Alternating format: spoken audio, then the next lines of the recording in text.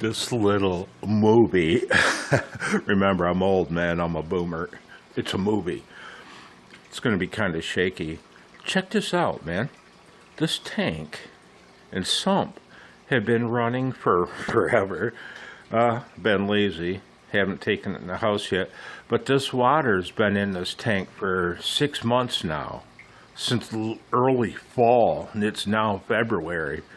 And 3 days ago it was crystal clear.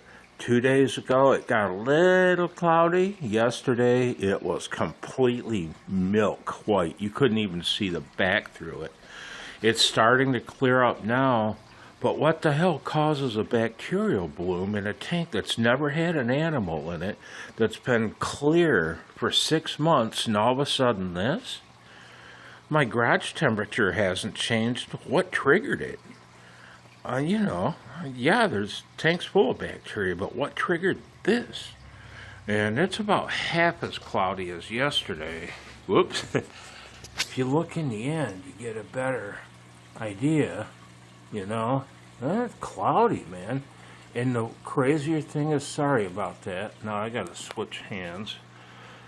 Look at the inlet chamber on my sump. Now I just changed that. I gotta back out. That's too shaky. I just changed the floss, a week ago. And normally it runs either at the bottom line, those black lines on the sides. You can't see the ones on the left. It normally, after a filtered floss change, it'll run at the bottom line or maybe the next one up. If I put a lot of floss in, and this time I did. Look how high it's running now. Once that bacterial bloom happened, so it's been in progress for about 3 days now. And like I said, I had just changed that floss, and it was running between the bottom line and the next one up, about halfway in between. I'm going to get a little shaky here. Look at the color of the floss. Since the bacterial bloom, it was white. It's not white anymore. Ooh. So, and I wondered why people with planted tanks and such don't run a protein skimmer. And then I found out from watching YouTube videos, and the internets don't lie, that they say that the surface tension of fresh water makes big bubbles, and they just don't tend to make foam. And that's the foam is the mechanism by which you get the froth, and ends up resulting in concentrated skimmate. Well, I beg to differ, man. Since this bacterial bloom happened, and my inlet chamber is now overflowing into what will be the skimmer chamber, or whatever it'll be if I go planted tank. That foam didn't exist 3 days ago. Things filling up with foam,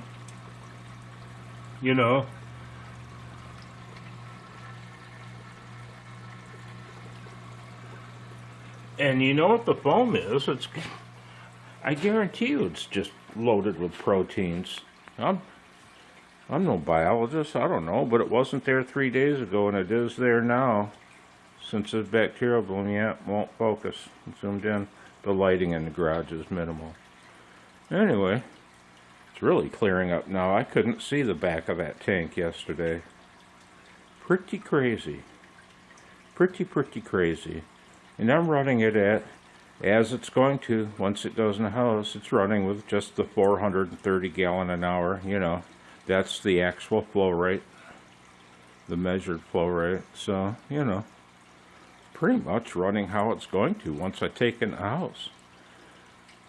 With the exception that I'll be using RODI water and not well water. I really wanted to use well water, but and I thought I could, other than it's the TDS is sky high, so what are you gonna do?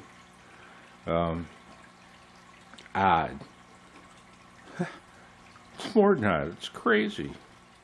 Welcome back to my fish room.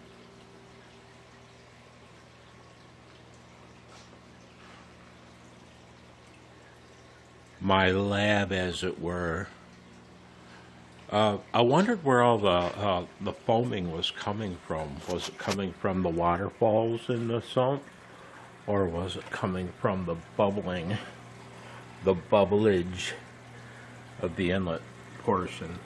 So what I did was I removed all the foam, and I brought the water level up high enough so that there were no more waterfalls. It was just straight across, and it foamed. All the foam collected all across here, which you'd expect.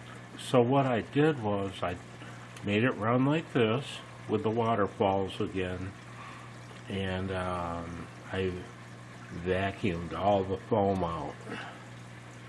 And oh, I should mention, when I had it running full, the water level was like this high in this chamber, and so that made no waterfall action at all. There was no waterfall action, and that chamber filled with foam again. So maybe filling with foam's a stretch, but that chamber is the only one that had foam in it. This one did not.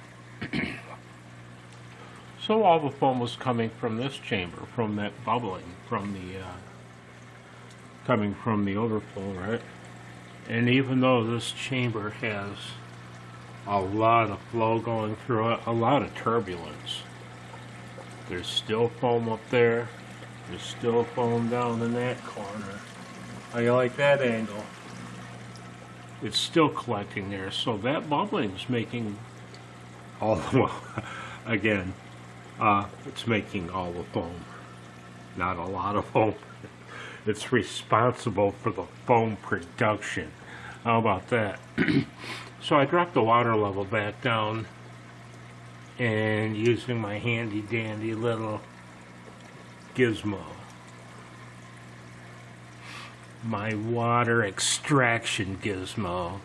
But anyway, so it's foaming. It's still spilling over into there, foaming. Now this waterfall, the foam's collecting there. Somehow or another, it's making its way under where the gap is, and gently collecting in this chamber. In this chamber, I have a counterclockwise flow, and there's no skimming action at all. In fact, anything on the surface collects up here. So if this were a running sump on a real aquarium, an inhabited aquarium, you probably want to run a air stone in there or something to break that up. But again, some of that foam's making it over into the last bubble trap. So curious.